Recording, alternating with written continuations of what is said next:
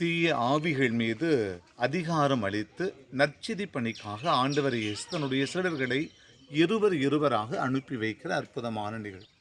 இன்றைய முதல் வாசகம் பெத்தலின் குருவாகிய அமர்ச்சியா ஆமோஸை பார்த்து கனவு காண்பவனே ஓடிவிடு என்று சொல்ல, இங்கே ஆமோஸ் கடவுளால் தான் அழைக்கப்பட்டதை அழகாக இந்த அமர்ச்சியாவுக்கு பதில் மொழி தருகிறார்.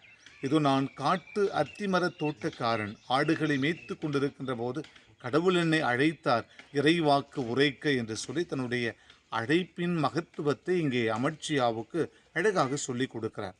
நாம் ஒவ்வொருவருமே தூயோராக மாசற்றோராக கடவுள் திருமுன் வாழ வேண்டும் என்று இந்த இரண்டாவது வாசகத்தின் வழியாக பவுலடியார் ஆழமாக எடுத்து சொல்கிறார்.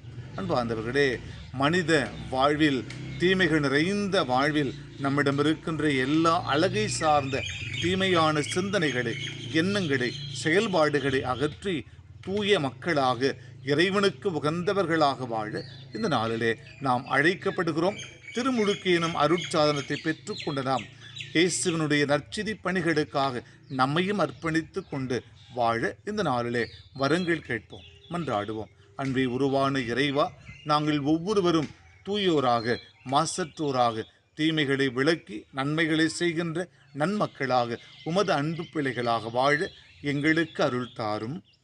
ஆமென்.